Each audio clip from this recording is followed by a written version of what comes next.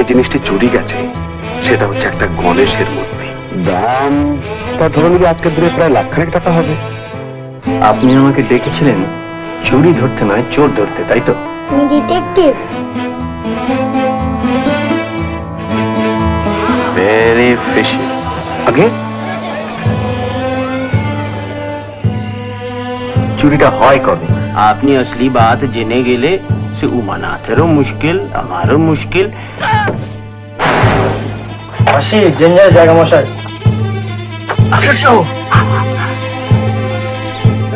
আপনার কোনো শত্রু আছে নাকি?